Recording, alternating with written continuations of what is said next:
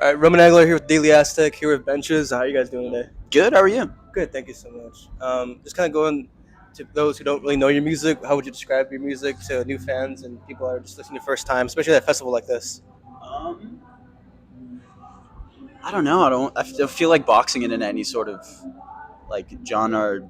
I don't know. Whenever anybody asks like what genre it is, we always just say bench rock and Yeah, listen and find out for yourself whatever it is to you and whatever resonates with you is, I guess, what it is. and then most of you, if not all, have been a part of San Diego in some way. Mhm. How did the current lineup come together? We were all playing in the 2019 like San Diego backyard scene and like adjacent bands around each other, going to each other's shows and stuff like that. I knew Ethan, our drummer, pretty well because we went to the same high school, but I'd only like known of Evan's old band 201 AM and Ignite Benches, the band, the previous iteration of our band. I don't know. We all grew up, kind of knew each other, and then whenever COVID hit, we I don't know, all came together. Yeah, Yeah. yeah.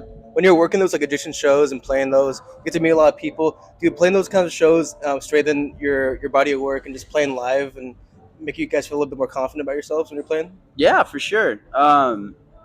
Yeah, especially. Are you talking about back then or Yeah, now? back then and now as well when you're playing live, just having that repetition playing. Yeah, yeah, yeah.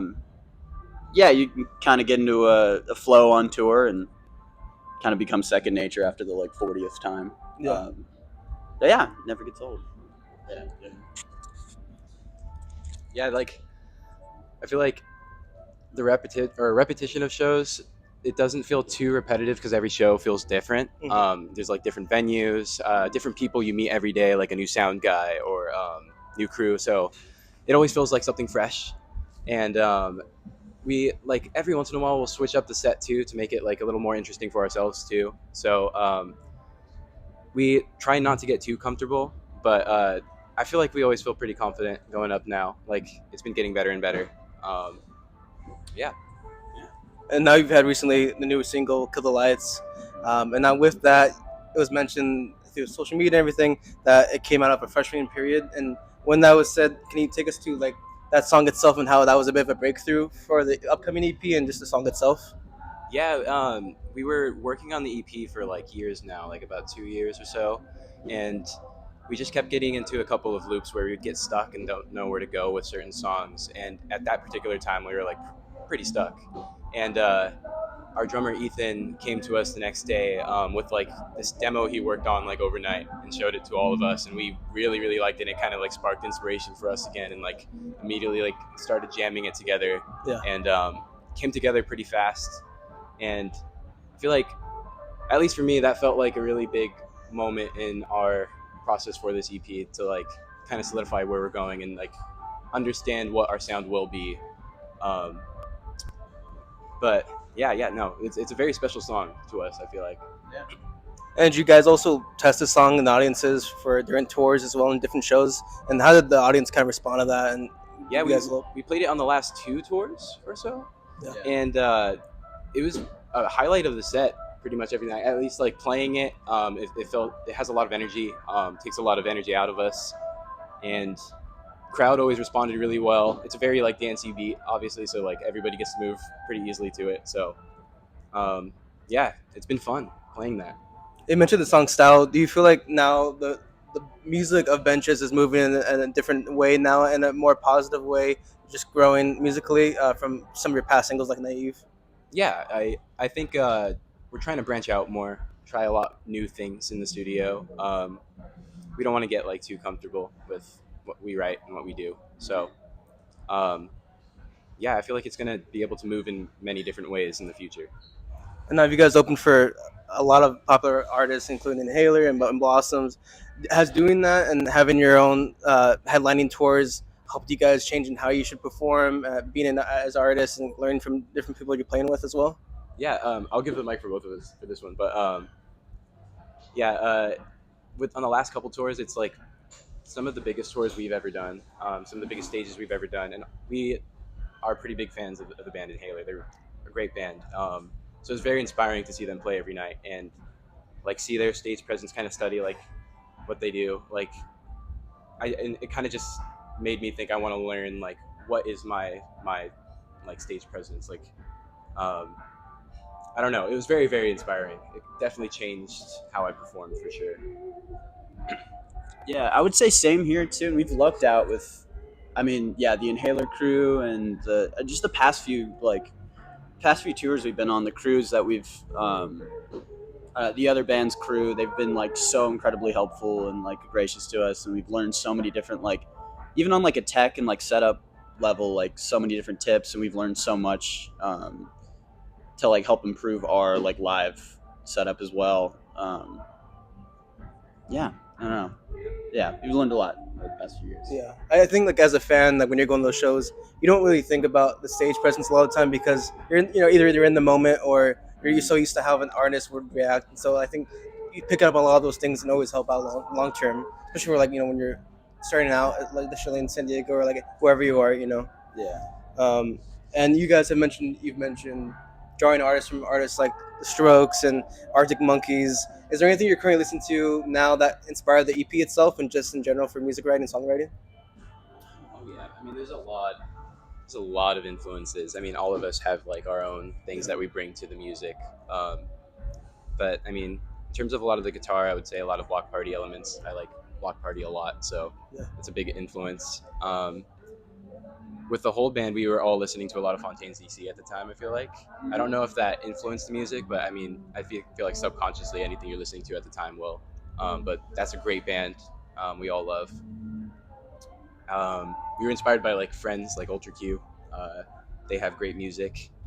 Um, I don't know. Yeah.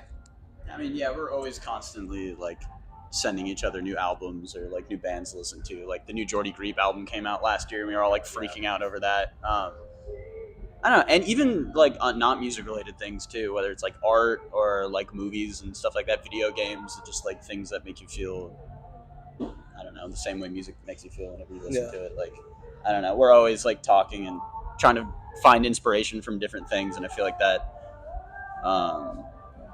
Yeah, I don't know, like whenever the EP comes out, I feel like that'll kind of show. Now, San Diego's been known to turn out a lot of like local talent, and talent's gotten a lot more bigger than just being local.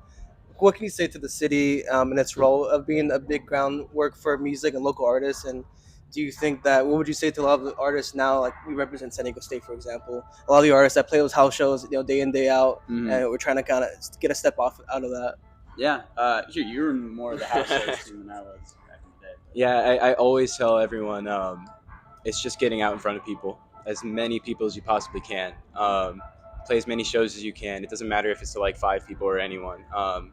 Those 5 people will tell their friends, and like just continue writing and always practice. You're gonna get discouraged at times and feel like you may be lesser than any other artist that you're with, but just know that it just always gets better with practice. So no matter where you are at in the writing process and stuff, it's like you're at a good point if you're doing it. So just keep doing it. Yeah, just don't lose. Yeah, I don't know. Just don't lose hope. Just keep going. Yeah. It will happen if you just put all your effort in. So, yeah. I want to circle back to what you mentioned about the EP. You said it was about 2 years of just that kind of mounting. When you have those 2 years, is there a bit of a push from maybe the outside, like social media, the crowd, the fans, or anyone that's a little above you, telling you to balance between pushing your content, putting something out there on the label, on Spotify, any kind of music, like immediately, or does that come a little bit more natural for when it comes to making music and a push between that?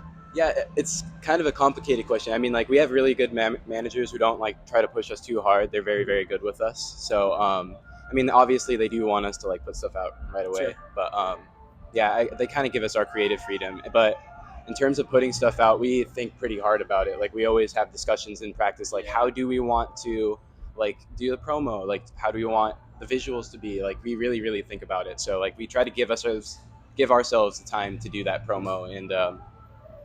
Yeah, we don't want to rush it. We want to make sure it feels right when it comes out. So yeah, like I wouldn't feel like there's like, I mean, there is a pressure of always there, but we're always gonna like put ourselves first. I feel like. Yeah. Yeah. And then my last question for both of you is, what's something about being an artist right now that a lot of people don't understand? That's a good question. A a lot of it would pertain to maybe tour. It's just a lot more work than you expect. It's not just fun and games. Like, sound checks and everything are a lot of work. Could get stressful at times, especially opening for bands and stuff. So Yeah.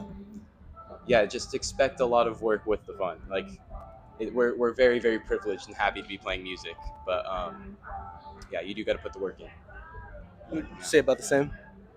Yeah, a lot of work that has gone into like where we're getting at to right now, but there's also a lot of luck too. I mean, um, it's just working hard until you're in the right place and right time. You're prepared for whatever opportunity comes your way or doesn't come your way. I don't know, but yeah, at least for us, I'll say around the same. But I don't know. Oh, well, always staying inspired, always looking for something new, always pushing your taste palettes, not getting comfortable. Uh, Yeah. yeah, All right. I don't know. Yeah, You're good, man. Thank you guys so much. I really yeah. appreciate it. Thank you. Thank you. Appreciate it. Appreciate it. All right.